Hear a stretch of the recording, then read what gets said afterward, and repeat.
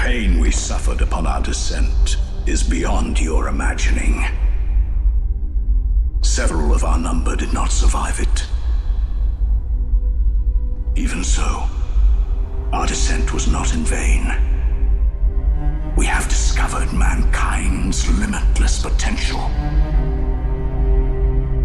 This tower is superior to the world God made. We, the Grigori, have helped humans attain their true potential. Don't you understand?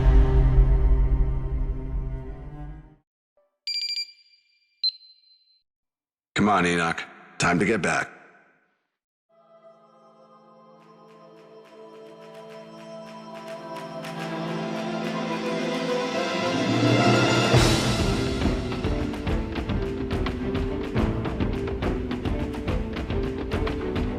Hey!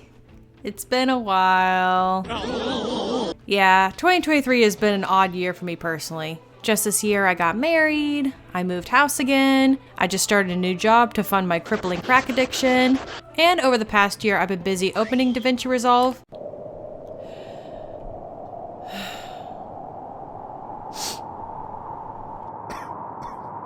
Followed by me promptly closing DaVinci Resolve. But I'm back. And after combing the land for the next game to talk about, no, not you, get back down there, I have found what I've been looking for. El Shaddai Ascension of the Metatron. Oh, what's that? You never heard of this game? Well, scooch over, buddy, cause neither have I. Funnily enough, despite growing up during the 7th console generation, I never really played a lot of the titles from this period of time. At the time, due to my family's financial circumstances, if my brother and I wanted to play any sort of modern game, we would have to hope it was for rent at our local Family Video. On top of that, with the gaming market really beginning to shift its focus towards adults rather than snot-nosed 10-year-olds, unless it was on the Wii, we didn't have a lot of games to choose from. So suffice it to say, even though El Shaddai came out in 2011, it was only about 3 months ago that I even realized this game existed. Unfortunately, as far as I can tell, El Shaddai has fallen into obscurity with the general public, but has since found acclaim as a sort of artsy-fartsy hack-and-slash adventure game with heavy religious themes and hunky boys. Hungry, I sure could use a slice of that pizza. It's a shame too, because even though you can tell the game was a rushed and unfinished product, I feel like it still has more to say than most titles even being released today. Flaws and all, and believe me, there are a lot of flaws. What I hope to do by making these videos, and yeah, you heard me right, I did say videos, 2 to be exact, so help me God, is to bring awareness to it. Not because I think it's perfect, but because it's a project that's been endlessly fascinating to me, and I'm sure it will enchant a handful of you guys as well. Originally released for both PS3 and Xbox 360 in 2011, and later ported to Steam back in 2021, El Shaddai is a loosey-goosey retelling of the apocryphal text of the Book of Enoch, and was developed and published by the London-based company Ignition Games. Yes, the same guys who developed Deadly Premonition. And if that doesn't tell you that we're in good hands, I don't know what will. Here you go. The usual. 1 turkey, strawberry jam, and cereal sandwich. Sounds like the sinner's sandwich. Self-inflicted punishment to atone for past sins. He's setting an example. The idea for El Shaddai emerged due to games such as the God of War franchise and Okami becoming critical and financial successes. Seeing as how both games took heavy inspiration from popular religious mythology, the developers sought to try their hand at a similar concept, landing on the Book of Enoch for this adaptation. Starting in 2007, development was handled by Ignition Tokyo, a studio founded the same year following the acquisition of Ignition Games and the Indian media conglomerate UTV Software Communications, changing their name to UTV Ignition Entertainment. Try your best to remember this because there will be a test later. Not only that, but during the early stages of production, there was a surplus of talented game designers all looking for work after the closure of one of Capcom's development teams, formerly known as Clover Studios. The same guys behind games such as the Beautiful Joe series and the previously mentioned cult classic Okami. Even though Capcom was bleeding talent, Ignition hired on a number of the former Clover Studios staff, including Sawaki Takayasu, who was the lead artist and character designer for Okami. Takayasu, who was already in charge of the game's character designs, was intrigued by the game's irregular concept and artistic freedom, leading him to apply to become its director, as well as its visual lead of the then titled Angelic, which would later be retitled to El Shaddai, Ascension of the Metatron, with El Shaddai being another name for God, like Yahweh or Jehovah. But that just begs the question as to what the game would be about. And to answer that, let me just put on my Professor Murray cap here real quick. For starters, the Book of Enoch is an apocryphal text, meaning untrue story, and as such, it is not included in the modern Christian or Hebrew Bible. It may have once been part of the canon lore, but due to revisions and edits made over past generations by religious scholars, it has since been excluded. It's false. Pure fiction. It's a total fabrication. This one was invented by a writer. Now, as to what the book is about, specifically the first book of Enoch, is frustrating to say the least. The first book contains about 100 chapters with topics ranging anywhere from talking about how the righteous will be rewarded while sinners will be charged lightly on both sides, to astronomy, to the weather, to the seasons, to something about farm animals. I don't remember much towards the end there because by that point my eyes began looking in different directions and I promptly gave up. Mercifully, the development team wisely chose to ignore the majority of the book, choosing to solely focus on the first and most controversial section of the text. Titled The Book of Watchers, it recounts the fall of a group of angels known as the Watchers, or better known to some as the Grigori. The Grigori were originally tasked with watching over the humans in the early days of man, but at some point had become enticed by the human women and yearned to bear children with them. And so, a group consisting of 200 angels formed a pact to descend upon the earth to take wives for themselves, as well as to procreate with the humans. Not only that, but the Grigori also taught the humans forbidden knowledge that they were not meant to obtain at that time, thus unnaturally accelerating their technological development, which included sorcery and the forgery of weapons. Perhaps one of the most interesting concepts introduced in the Book of Enoch is the idea that scientific knowledge and technology is linear and finite. Think of it as if you were in a game of Civilization. You start by learning animal husbandry, playing with your cows and shit, but then these all-powerful beings come down from above and then introduce you to a gun. God, being a virgin with rage, commands the archangels to bind the Grigori for their crimes as to await their sentencing. As to who would deliver God's justice, a mortal man by the name of Enoch is chosen to inform the Watchers of their fate. Remarkably, Enoch was so admired by God that he is one of the only two mortals to ever be taken into heaven without having to experience death, the other being the prophet Elijah. Apparently, the Watchers already knew of Enoch, referring to him as the scribe, and pleading to him to speak with God to forgive them of their wrongdoings. Unfortunately for them, forgiveness is denied, and the Watchers are subsequently thrown into the darkness within the desert for 70 generations, and are now waiting for the end of the world. Sort of unrelated, but something I noticed while reading this passage, God also sends the angel Uriel to warn Noah, Enoch's great-grandson, of a great flood that would destroy the world in his time, insinuating that the Grigori were the ones to blame for God flooding the earth, as to eradicate the Watchers' influence. The final piece of lore I want to touch on before moving forward is in regard to the latter half of the title, Ascension of the Metatron. That being, what is a Metatron, and why is it ascending? To answer that, we need to flip over to the third book of Enoch, which follows a man by the name of Ishmael. Ishmael, who is theorized to be the author of the Book of Enoch, ascends to heaven and is met by an archangel named Metatron. Metatron, also titled the Prince of Presence, leads Ishmael to the throne of God, or Merkaba, only for a group of seraphim to attack him thinking he's an intruder. God, however, rebukes the angels for their actions and welcomes Ishmael with open arms. As the archangel guides Ishmael through the kingdom of heaven, the man asks Metatron what his name is, to which Metatron responds by saying, "I have 70 names, corresponding to the 70 tongues of the world, and all of them are based upon the name Metatron, but my king calls me Youth." Ishmael, understandably, is a bit perplexed by this answer, seeing the title as patronizing or disrespectful compared to his rank and favor above all the other angels.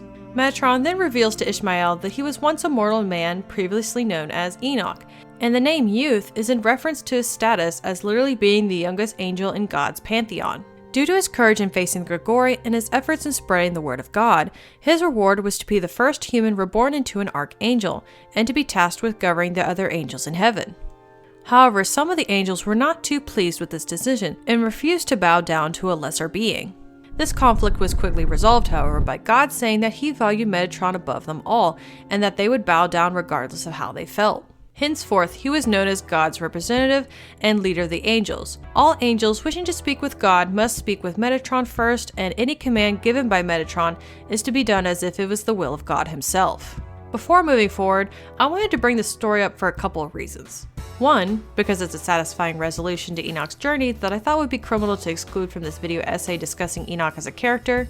And two, because it shows a side of God that I don't think is talked about enough, in the sense that even in our own imperfection, God loves humanity so much that he values us above all other beings, even his own host of angels. And three, because this is never brought up in game. They just leave that bit a mystery. Yay. Overall, it's a pretty kick-ass legend, and as far as adaptations go, the game follows that narrative quite faithfully, while also expanding on some of its more vague visual interpretations. Speaking of interpretations, before going into depth about the game's story and how it relates to the original text, I will be referring back to the Book of Enoch and general biblical lore for further details on certain characters. I will try to include verses for reference, but if I get information wrong, please politely inform me in the comments down below. I don't want to misrepresent or disrespect anyone's beliefs, but at the end of the day, I am only human and I'm sure I'll accidentally make a mistake or two. I will also be including additional information from the prequel manga, El Shaddai Gaiden, that was released by the game's project head and visual lead, Sawaki Takayasu, as it directly relates to the characters and their motivations leading up to the events of the game. I would have liked to include more information, but unfortunately any other extracurricular content either didn't make its way over to the West or has since not been translated. So, how does a game based off an ancient Hebrew religious text, estimated to date back as far as 300 BC, fare well to being adapted into a Japanese hack-and-slash adventure game made in 2011? Let's find out. Our story begins with our blonde beef casserole of a man, Enoch, already residing in heaven as God's personal scribe. However, not long into the game's opening, Enoch is chosen by the Lord to return to the mortal realm in search of a group of angels known as the Watchers. Instead of the original 200 angels as in the Book of Enoch, only 7 Watchers have descended from heaven, taking with them the shards of God's wisdom and using their forbidden knowledge to take over the world. This time, not only has Enoch been chosen to deliver the word of God, but he has also been tasked to deliver his pimpan as judge, jury, and executioner, for he is ordered to defeat the Grigori and seal them away as punishment. If Enoch fails in his mission to apprehend the Watchers, the Council of Heaven will then trigger the Great Flood to cleanse the world of the Grigori's influence and begin anew. Thankfully, we're not alone in this quest, as we will be accompanied by the Archangels Michael, Gabriel, Raphael, and Uriel as our voices of reason. However, the biggest narrative departure from the Book of Enoch accompanying us is our traveling companion Travis Touchdown. Moe. Ah shit, that's not the right clip. I mean Lucifer. Lucifer is an angel who, with a snap of his fingers, can freeze time or can transport himself to the past or the future however he sees fit. Luckily for us, he is on our side and has been sent by God to act as Enoch's guide and as a middleman to report our mission's progress. Funnily enough, even though Lucifer is a being who exists outside of time, judging by the wardrobe he shares with David Boreanaz, I am led to the conclusion that for some reason he can't see past the year 2010. Putting all that aside, he is easily the most entertaining lead character in this game. Due to him being able to literally see ahead in the script, paired with the fact that he doesn't possess human emotions, he can sometimes come across as a bit distant or even lackadaisical about the mission.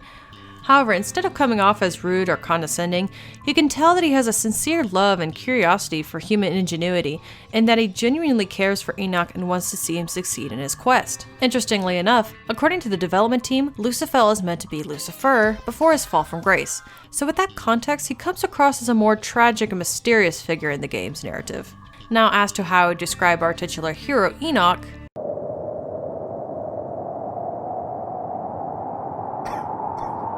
he's a bit of a silent protagonist in the sense that he says, No problem. Everything's fine. and I'll take the best you have.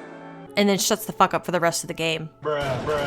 For God's personal bookkeeper to be sent out on a quest to wrangle up some naughty boys, you would think he would have a bit more to say than just, I'll take the best you have. I don't know, I just feel like it was a bit of a wasted opportunity.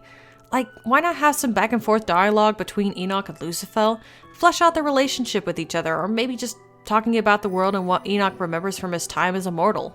It's a shame too, seeing as how the voice acting in this game overall is pretty solid. For a cast who has not had a lot of mainstream voice acting roles, they all did an incredible job portraying their respective characters. The one standout performance would of course go to Lucifer's voice actor, Jason Isaacs, who does a fantastic job towing the line between genuinely helpful tour guide and an absolute bastard fueled only by the overwhelming power of smug. Enoch, Enoch, Enoch. How could you dive into the darkness just to save a little girl? Girl, fuck them kids and fuck you too. Funnily enough, while doing research for this game, I came across this excerpt on Wikipedia saying that the high-quality voice work was made in an effort to move away from their dodgy voice work in titles such as Ark Rise Fantasia. Which, I don't know, that seems a little overdramatic, it surely can't be that bad. Strange. It's sunny, but it's raining. The devil must be beating his wife. Who? Beating his what? Moving into the tutorial section, we begin our descent down to Earth, in which we are given a brief report about the fallen angels we are tasked to retrieve. The names of which are as follows: Ezekiel, Sariel, Barakel, Arakiel, Amoros, Shemyaza, the leader of the Grigori, and Azazel, Shemyaza's right-hand man. Interestingly, all these names are found in the Book of Enoch, including the knowledge they bestowed upon humanity, but I'll go more in depth upon their proper introduction. On the way down, you will be intercepted by some enemies, introducing us to the game's combat. The combat in El Shaddai is a deceptively simple combo action beat-em-up. It's kind of similar to games like Bayonetta or Devil May Cry, not in the sense of high spectacle, cracked out, twitchy, reflexive gameplay, but more of an easy-to-learn, hard-to-master sort of philosophy. The combat is solely based around 4 buttons: attack, jump, guard, and cleanse. Offensive gameplay can have you rapidly mashing the attack button to perform a basic multi-hit combo, but more often than not, I found myself getting my ass whooped engaging with more complex enemy types found later in the game. Instead, the player must calmly tap the action buttons through the animations, spacing the button taps just enough to perform more powerful combos. For example, instead of engaging an enemy block by rapidly mashing the attack button 4 times in a row with no stops, instead delay your button press for a second to perform a guard break attack, leaving the enemy vulnerable.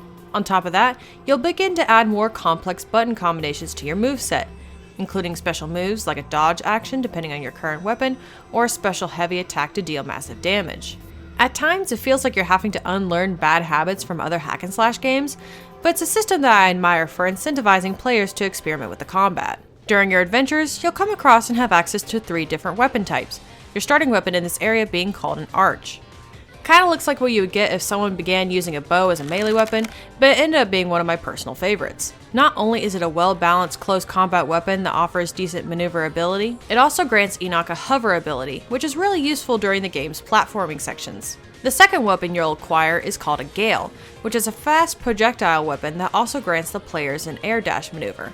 The Gale is great for long-distance combat, but it has little to no defensive capabilities. Your last weapon is called a Veil, which is just a big fuck-off defense-heavy shield with slow but powerful attacks. Some bosses later in the game can only be damaged by certain weapons, and each weapon comes with their own pros and cons, but otherwise, the weapon you'll use the most just comes down to personal preference. However, there is still an incentive to being adaptable. As you engage in combat, your weapon will over time become corrupted, going from white and blue to black and red. If the weapon stays corrupted, not only will it deal less damage, but there is a chance the weapon can break, leaving you only with your fists to defend yourself. Here is where you are given 2 options. You can either purify your weapon, leaving you vulnerable to enemy attacks, or you can beat up an enemy to yoink their weapon from them, leaving your opponent defenseless. There's just something so satisfying about snatching a weapon from your enemy's hands, only to begin throwing it back at them to finish the job. However, your weapons aren't the only things susceptible to breaking. Even though it appears like Enoch has a warrant out for his arrest by the fashion police, Enoch's armor does serve a unique gameplay feature. In this game, your health is represented by your armor. The more damage you take, the less armor you have, and you'll begin to know you're in trouble when you're reduced down to your jeans. Originally, I was going to make a comment about the choice of making Enoch look like he's advertising a Gap commercial, but I find the more pressing question is, if his pants are more durable than holy plate mail, then what is the armor ranking on a pair of Wrangler jeans? One last thing I want to mention before moving on from the combat is a feature El Shaddai adds that I haven't seen implemented in any other games to my knowledge. If you get your ass handed to you, you can mash the action buttons to have Lucifer give you a second wind, reviving you with a whole set of armor. You can only do this so many times before Lucifer just gives up on you, resulting in a game over, but I thought it was a neat addition. Especially if you were really close to defeating a boss but got hit at the last minute, you don't have to start over from the beginning of the fight, which I'm sure would save a lot of players' controllers. Jumping back to the story, as Enoch is traversing Earth? You'll be intercepted by Azazel, threatening Enoch not to come searching for the Watchers. Not even God can stop us now. I'm still repeating myself. What the fuck does that mean? I just got here. Disregarding Azazel's warning, Enoch presses forward on his quest, transitioning into a slideshow of events recounting Enoch's time searching for the Grigori. Enoch, being God's chosen warrior, is blessed with the gift of immortality, making it to where he doesn't age. Unfortunately, due to his eternal youth, powerful human leaders begin to fear Enoch, seeing him as a threat. On top of Azazel sending enemies in search of our protagonist, Enoch has to change his name a total of 70 times, as to hide his identity. On his travels, he encounters a group called the Freemen, humans who have resisted the Watcher's influence and fight against their followers. After over 300 years of wandering, watching both friends and enemies grow old and die, Enoch has finally found where the Grigori have been hiding.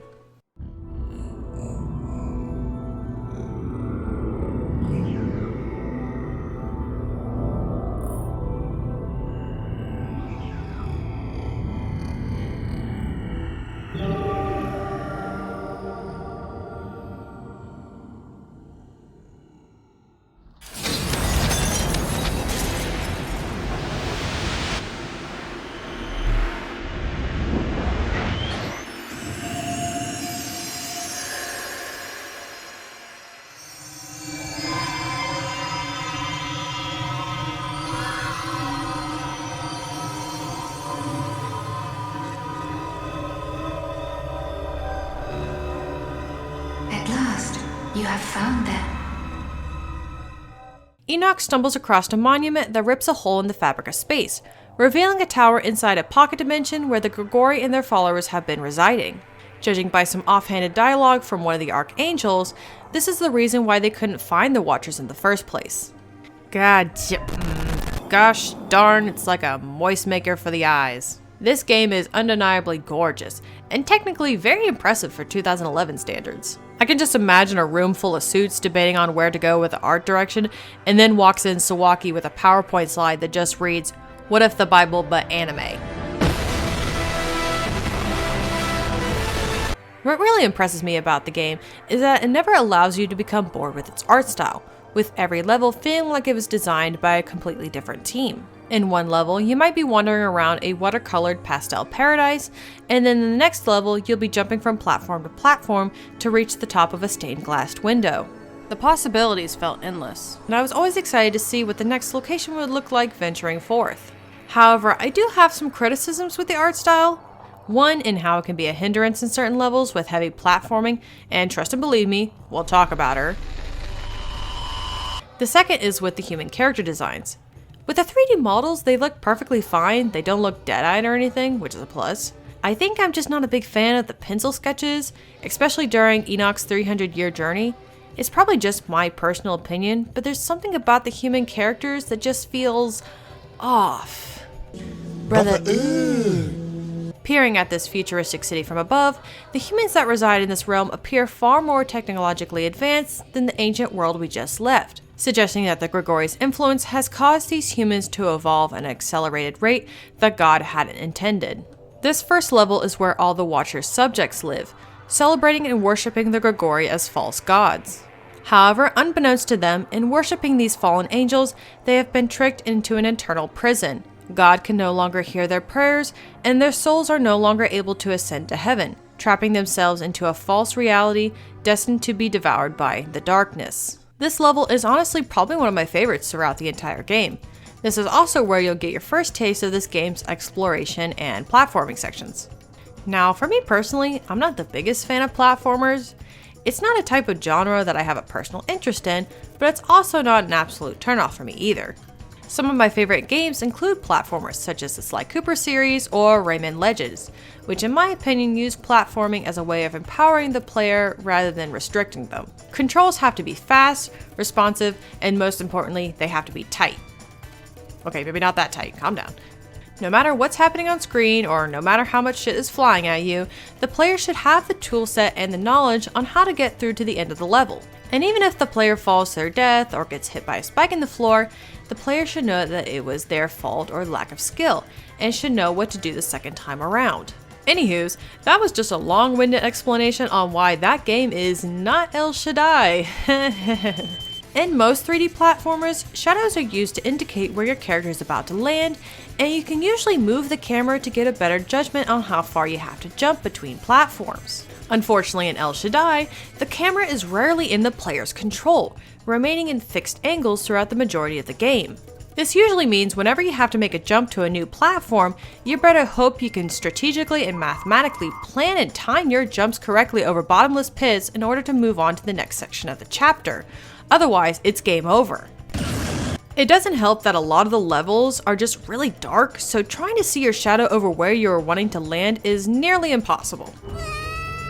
What makes things even worse is that in some chapters, and trust me, we'll get to her, the camera will just randomly move positions, sometimes while you're still in mid-air. And when that happens, fucking pick a god and pray, cause you'll be making a leap of faith by that point.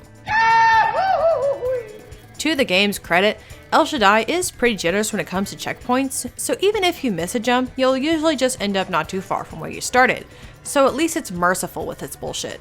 Not only that, but El Shaddai also includes 2D platforming sections throughout the game, sometimes for the majority of entire levels. Now, for me personally, I don't find these 2D sections to be as egregious as the 3D levels, mostly because with the 2D sections, it's pretty clear when you are able to clear a jump to the next platform, but I also just find it a nice change of perspective, especially since I find these sections to be some of the more visually stimulating levels throughout the game. Otherwise, for the most part, this game is pretty linear, with most levels having you travel from point A to point B to complete that chapter of the story. Luckily, there are a couple areas that you can travel off the beaten path to find more out-of-the-way secrets, most of which lead you to finding the Freemen, who will give Enoch notes that better flesh out the world and the experiences of those living in the tower but oppose the Watcher's teachings. However, this chapter outside the tower is also the first area where you can discover dark portals that'll open entrances into the darkness. These are small 2D sections that are separate from the main story that require you to complete platforming challenges to find relics known as the Bones of Ishtar. These monochrome levels have the players climbing upwards to escape the encroaching darkness rising up from below, as well as trying to locate these collectibles. Keep in mind, the bones are not located by the exits. You have to find both to complete the challenge and leave the area. And I hate these sections. For one, these levels are only in black and white, with no way to differentiate one platform from another, making these sections extremely difficult to navigate. Not to mention, you have to be very careful not to fall into the rising darkness or let it catch up to you. If you even get touched by it, you'll be rewarded with an instant game over. Like roll credits, bad end, back to the title screen, with the added bonus of some guy belching into the microphone as an extra fuck you.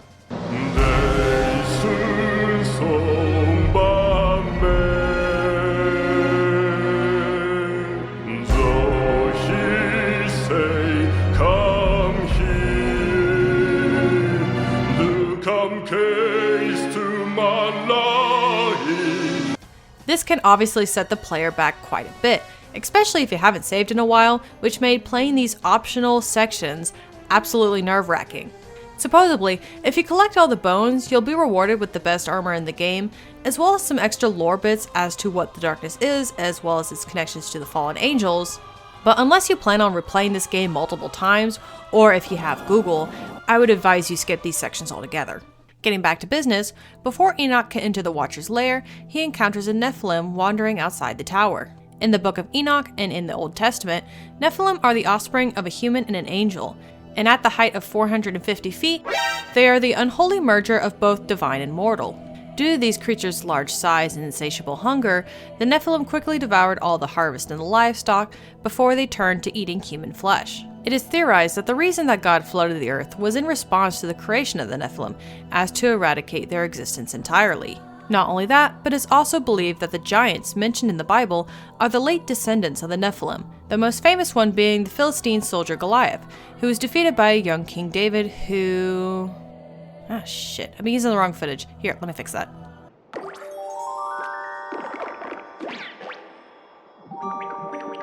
That's a Nephilim, a creature born from the unholy union of humans and angels. Well, that's not what I had in mind. This is what I mean with El Shaddai taking some creative liberties with the source material. The Nephilim being a clear example, as their design was inspired by their vague description in the Book of Enoch, only being described as tall and strong, not necessarily being large humanoid creatures like in most other depictions. Funnily enough, due to their silly sort of jelly bean-like design, they kind of became the unofficial mascots for the game, especially in Japan. Thankfully, this creature seems relatively friendly, showing Enoch how to enter the tower. Enoch, follow it into the tower.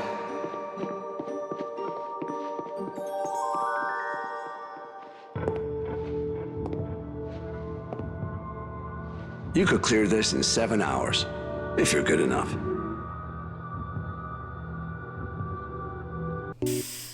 Ooh.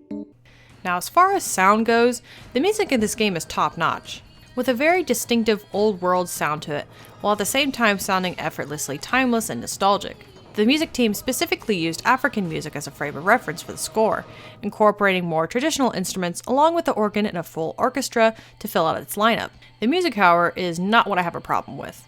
My problem is with this game's sound design. Now, I know that's rich coming from me with my voiceover sounding like I record inside a cave, but hear me out. I have no idea what went wrong in this department because, like I said earlier, the voice acting in El Shaddai is really stellar work. But when you have the character's mouth not matching the words that are being spoken, or when their mouth is moving but nothing's being said, it's immersion breaking and appears really amateurish. Now, I'm not going to play dumb in understanding that this was originally a Japanese game translated in English, and some lines just aren't going to translate one-to-one perfectly, but at the end of the day, make it make sense. Like, why not have Lucifer say something like, "I'll be waiting for you," on the other side? Like, why leave the air hanging like that? It looks weird. Not only that, but there's like another instance later in the next chapter where Enoch is meeting up with Lucifer holding an umbrella. Lucifer, seeing Enoch staring at his handy-dandy accessory, makes a comment about human ingenuity before being interrupted by a boss fight. But instead of his speech being cut off like it naturally would if you were caught off guard, it instead sounds like his line was artificially turned down. Listen to this. Oh, this? It's called an umbrella. One of humanity's shards of wisdom. You should try some of their contraptions. You never know, you might laugh. It sounds to me like maybe they had a different plan for how the scene would play out, but instead of bringing the voice actor back into the studio to re-record the line, they just lowered his volume in post. I don't know, to me it sounds off-putting and a little bit lazy, but it's not like I could have done a better job, so we're just gonna move on. Upon entering the tower, Enoch will learn that each floor is an entire realm ruled by one of the fallen angels, with the design of each zone representing the Grigori and the forbidden knowledge they bestowed upon humanity and their individual obsessions. The first floor is ruled by the Watcher Ezekiel, with this zone's theme being centered around her powers of weather and climate, with this level featuring heavy torrential downpours and her over here trying to blow smoke up my ass. I knew you'd come. What's up, baby? Take me out to dinner. Hey, yo! The theme of this level, in my opinion, directly ties to her role in the Book of Enoch and her teaching the humans the knowledge of the clouds like aeromancy, which uses cloud formations and wind currents as a form of divination. Now, as for Ezekiel herself and why she turned her back from God, we have to look at the tie-in prequel manga El Shaddai Gaiden. In this story, Ezekiel appears to Enoch as an incredibly caring young woman, considering herself as a sort of maternal figure for the angels. But over time, she becomes more overbearing towards Enoch and begins asking if he will refer to her as mother, which he refuses to do seeing as how she is not his real mother. As it turns out, after watching humans since the beginning of time, she has become enamored with the idea of family and motherhood, wanting to raise a child for her own. However, since she is an angel, she is denied this freedom she so desires. Over time, jealousy turned into hatred, which then turned into mania, which a nearby angel ironically points out as being very human of her. As Enoch travels through Ezekiel's realm, you'll come across a blind girl riding the Nephilim you met at the base of the tower. Her name is Nana, and she tells Enoch that her father, Sin, the leader of the Freemen, told her of a prophecy of the arrival of a heavenly messenger in the hopes that he can save the Nephilim from their fate. Due to the unnatural union between humans and angels that gave birth to these creatures, the Nephilim are left in a constant state of pain and misery, with the only way to escape their torturous existence is to cannibalize one another, growing bigger and bigger until they become mindless killing machines set to destroy anything and everything in their path.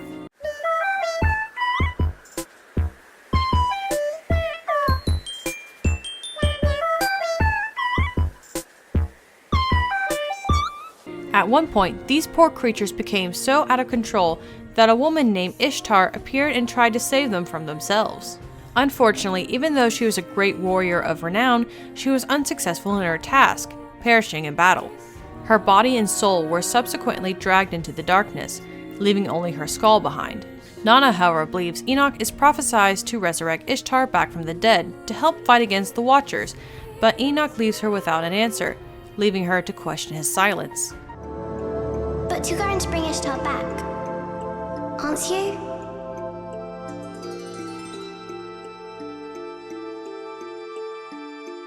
What's wrong? Why are you so quiet?